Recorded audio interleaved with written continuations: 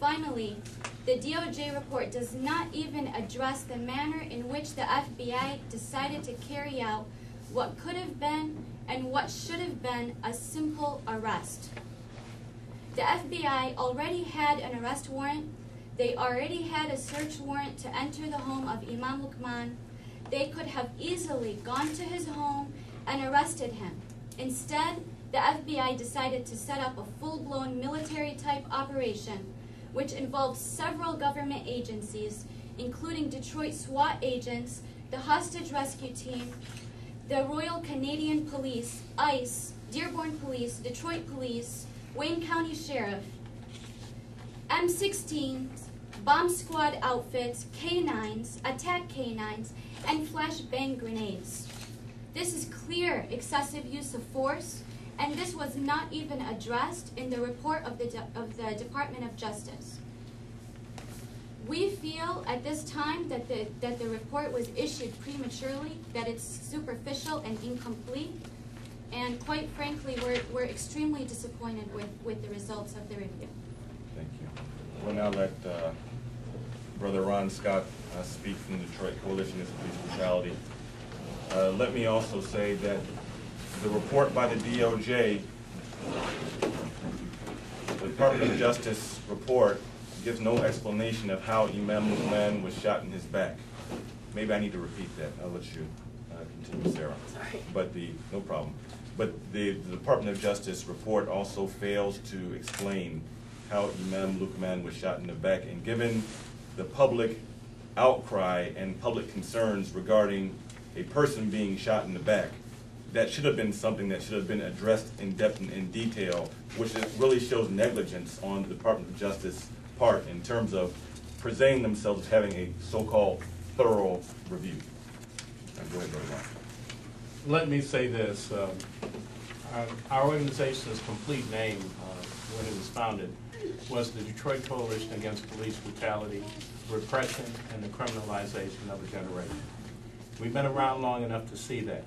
What we have here is a question of definite repression, criminalization of one group of people, in this particular case, Muslims, and in this particular case, Muslims in the African American community. And we see also marginalization, that if you can marginalize an individual like Imam Luqman, who many knew in this city, then you have the opportunity for annihilation, which was the killing of him. Now, we do know several things in relationship to this case, and having met with Tom Perez, I can say this unequivocally, it was a waste of time. It was an absolute waste of our time. It was debilitating, frustrating, and devastating to the family again. And he should be ashamed of himself. The Justice Department should be ashamed of themselves to take the valuable time that could be used in a search for the truth to essentially give a presentation that exonerated through the testimony of individuals who participated in this, that attempted to exonerate them. The front page of the Detroit Free Press today says that the FBI is cleared. No, they're not cleared. They're very muddy.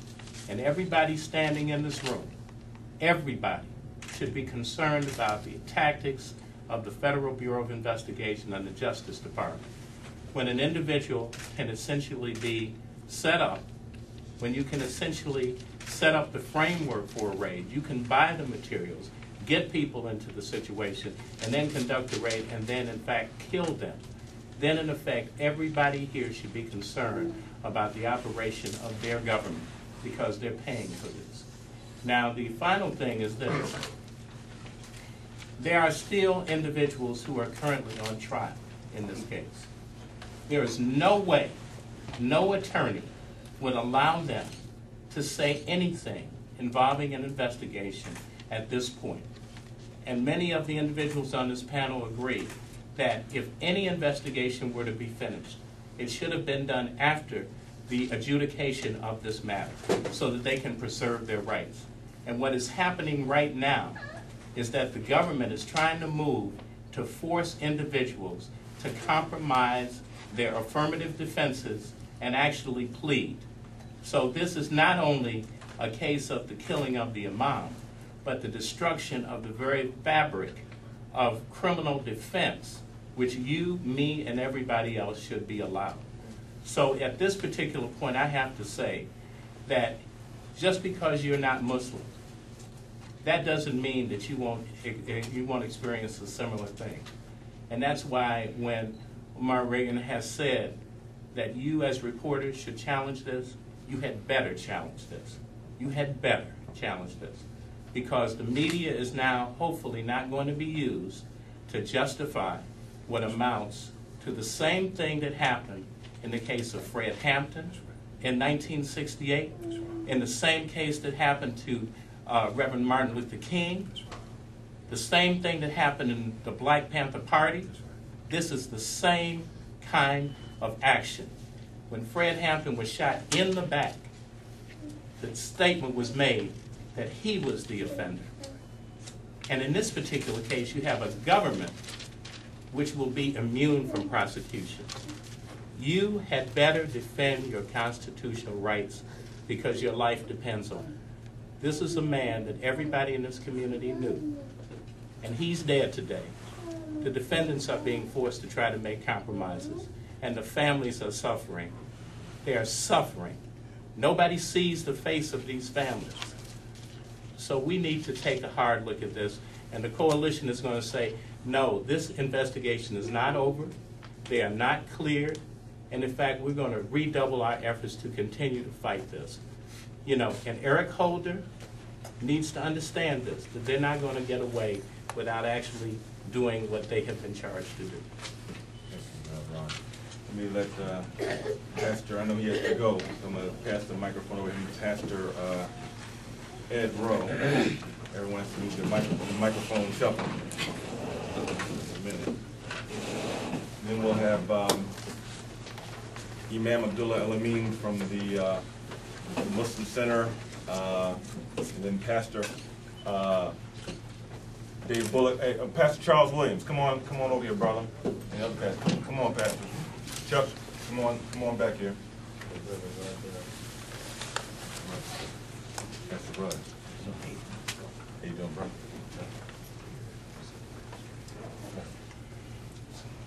Well, the questions have all been asked and not answered.